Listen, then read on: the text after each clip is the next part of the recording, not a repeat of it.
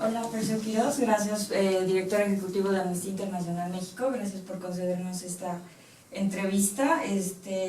Bueno, te vamos a preguntar algunas inquietudes muy puntuales que tenemos. Lo primero sería, ¿nos podrías contar a grandes rasgos qué es y qué hace Amnistía Internacional? Sí, claro. Amnistía Internacional es un movimiento de derechos humanos que nace hace más de 50 años, que justamente trabaja en favor de los derechos humanos. Una de nuestras cosas es tomarnos la injusticia como algo personal, ¿no? Esto implica que hacemos acciones de investigación, documentación de casos, movilización justamente para acabar con estos temas. En México tenemos la aspiración de ser la organización que más impacto tenga en la lucha contra la injusticia. En nuestra teoría del cambio se basa justamente en el poder de las personas. Creemos que los avances en materia de derechos humanos se dan justamente por la presión social que se ejerce y no justamente como una dádiva o como algún acto de extrema sabiduría por parte de los gobernantes, sino que es justamente esto, ¿no? Producto de esta interacción social. Claro. En el caso de México, ¿cómo surge, cómo nace la organización? Bueno, en el caso de México, la organización nace en los años 70 a raíz de un chico que como contexto del movimiento del 68 es preso político. Amnistía Internacional hace trabajo por este chico. La persona logra salir en libertad. La madre de este chico y otro académico deciden fundar Amnistía Internacional en México, y de ahí pues empezamos con todos estos temas. Bueno, trayéndolo como a hoy en día, ¿en dónde se encuentra México? ¿Dónde estamos parados en cuestión de derechos humanos según el reciente informe de Amnistía Internacional? Bueno, México es uno de los países prioritarios para Amnistía Internacional, prioritario por muchos sentidos, prioritario porque nos parece que es una de estas economías emergentes justamente que puede tener un carácter o un rol estratégico en el tema. Prioritario también, desafortunadamente, porque es uno de los países que vive una de las más profundas crisis de derechos humanos en la región y en el mundo, justamente entre los países comparables en este tema, ¿no? O sea, si tomamos en cuenta el nivel de desarrollo, el Producto Interno Bruto, el número de instituciones que tenemos, la cantidad de recursos que se invierten en estas instituciones, el que somos un país considerado como democrático, entonces la crisis que tenemos es una crisis profunda. En los últimos años se ha incrementado los flujos migratorios, sobre todo en México, siendo un país de tránsito. ¿Cuál es la posición de Amnistía Internacional ante la situación de los migrantes que transitan hacia Estados Unidos? Y a partir de esto, ¿qué es lo que el país debería de hacer según la organización? Mira, desafortunadamente el fenómeno de la migración no es un fenómeno privativo de esta región. Es decir, vemos en muchas partes del mundo incrementos fuertes en los flujos migratorios. Esto lo vemos, por ejemplo, de la parte de la India, de esa parte de Surasia, justamente hacia Oceanía, grandes flujos, mucha gente que viene de África, del Medio Oriente, que está migrando hacia Europa, importantes flujos migratorios, sobre todo de Centroamérica hacia México y Estados Unidos, Canadá, y desafortunadamente vemos que se repiten ciertos patrones en esa parte. Por un tema donde se han endurecido muchísimo las fronteras, ¿no? Donde cada vez las políticas migratorias son mucho más restrictivas, y que esto desde nuestra perspectiva ha llevado a crisis en materia de derechos humanos. Lo que estamos viendo en Europa para nosotros es una de las más graves crisis que hemos vivido en los últimos años en el mundo. Tiene su paralelo también en esta parte del mundo. Ahora es importante entender que muchos de estos flujos migratorios son justamente estos denominados flujos migratorios mixtos, ¿no? Usualmente hay como esta idea o prejuicio, incluso me podría atrever a decir, de que esos migrantes son denominados migrantes económicos o migrantes que están justamente movilizándose personas que están en movimiento para acceder a mejores condiciones de vida. Pero eso no necesariamente es cierto. Lo que vemos es que muchos de estos flujos migratorios se originan justamente por los contextos de violencia y de graves situaciones de derechos humanos que hay en los países de origen. Esto pasa, por ejemplo, en Siria, ¿no? Esto ha pasado también en Centroamérica, en donde, por ejemplo, en Honduras, El Salvador, hay altos niveles de violencia que están obligando a las personas a migrar a otras partes porque su vida y su libertad corre riesgo en sus países de origen. Y entonces ahí hay una falla fundamental por parte de los estados, y es que bajo derecho internacional las personas que no puedan ser protegidas por su estado, o que el estado, no, que su estado de origen no quiera protegerlas, en teoría necesitan una protección internacional. Entonces, lejos de tratar estos flujos migratorios como flujos económicos y justamente hacer estos empujes y cerrar estas fronteras, tendría que haber un procedimiento muy claro de detección de las personas que requieren protección internacional y un procedimiento de análisis.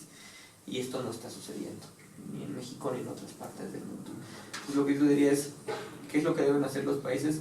Primero, cumplir con sus obligaciones internacionales en el sentido de detectar y de proteger a las personas que requieren esta protección internacional, valga la redundancia.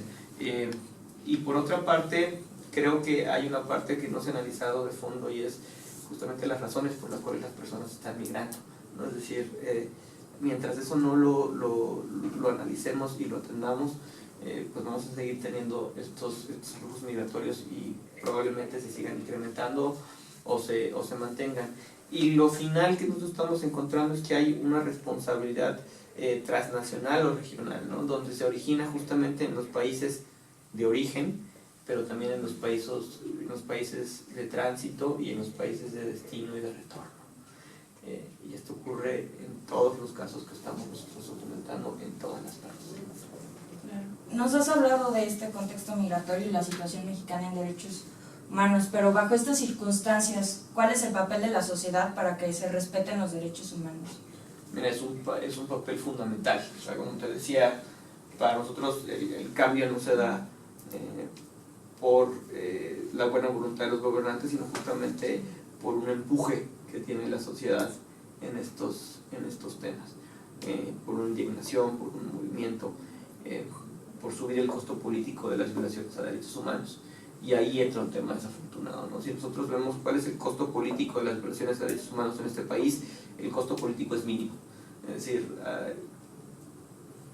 aún cuando tenemos una fuerte crisis y casos como Ayotzinapa, como Tlatlaya, como Patzingán, vemos que prácticamente el partido que está en el poder sigue manteniendo una amplia margen de mayoría frente a otros partidos políticos. Y entonces vemos que para los ciudadanos el tema de los derechos humanos no está en la agenda o en el radar prioritario. Ahora, el tema con esto es que la crisis se va a seguir acrecentando si no hacemos nada, y un día va a llegar a tocar a nuestras puertas, y lo ves cuando platicas con padres de familiares desaparecidos, de personas desaparecidas, que nos dicen: sí, yo tenía esta idea de que todas las personas desaparecidas tenían algo que ver con la delincuencia organizada, que ha sido parte de uno de los discursos que ha permeado en la sociedad, o pensaba que era gente que en algo malo andaba, hasta que me pasó a mí, hasta que le pasó a mi hijo, hasta que le pasó a mi familiar. Y un poco la pregunta que subyace eso para la sociedad es: ¿hasta cuándo vamos a esperar? ¿Hasta que nos pase a nosotros? ¿O justamente vamos a ver que el alzar la voz por ese caso que pareciera lejano a nosotros es al final del día una acción también preventiva? ¿Y cómo hacer que estos temas de derechos humanos sean parte de la conciencia colectiva? Pues creo que hay varias maneras, ¿no? Primero, una sin duda es difundir la información, ¿no? O sea, creo que muchas veces esta información no llega a todas las personas que tendría que llegar, y tendríamos que ser mucho más inteligentes y en tener una mejor estrategia de comunicación para que estas cosas no parezcan tan distantes, ¿no? Para que la gente no los vea como un tema muy lejano, para que la gente vea por qué es beneficioso actuar en favor de los derechos humanos, ¿no? Que el tema de los derechos humanos no es algo abstracto, que te va a traer una mejor calidad de vida, que sin derechos humanos no hay desarrollo, que sin derechos humanos no hay seguridad. Digamos, esto es parte de crecer como país y de crecer como sociedad. También creo que hay que hacer una fuerte labor de educación en este entorno, ¿no? Hasta hace muy poco en México no se hablaba mucho de los derechos humanos, se habló de garantías individuales, se hablaba de otro tipo de cosas, y creo que eso hay que hacerlo. Claro. Anteriormente nos mencionaba sobre este compromiso regional, inclusive universal, por la protección de los derechos humanos. La firma de tratados ha sido pues algo clave, pero ¿es suficiente su firma de tratados para favorecer el respeto de derechos humanos? No, o sea, yo te diría que eso es una condición necesaria, pero no es una condición suficiente. O sea, creo que la adopción de instrumentos internacionales, la firma de ratificación del Pacto de Derechos Civiles y Políticos, del Pacto de Derechos Económicos, Sociales y Culturales, de este cúmulo de tratados a nivel internacional, a nivel regional, es una parte importante. Pero al final sigue siendo eso una parte subsidiaria. Es decir, la idea y la lógica del sistema de derechos humanos es que el principal garante de los derechos humanos es el Estado-Nación como ente. Y por lo tanto lo que tenemos que hacer es también garantizar que haya esa legislación, esos mecanismos a nivel local, pero además de que haya estos mecanismos, que estos mecanismos efectivamente se lleven a cabo, ¿no? Entonces cometeríamos un error con pensar que nuestro único objetivo es aspirar a tener mejores sistemas legales. Nuestro objetivo tiene que ser a eliminar esas violaciones a derechos humanos utilizando estos sistemas legales como una herramienta que tenemos. Claro. Para terminar y englobar un poco de lo que nos has platicado, ¿qué retos deparan en el futuro del Estado mexicano en materia de derechos humanos?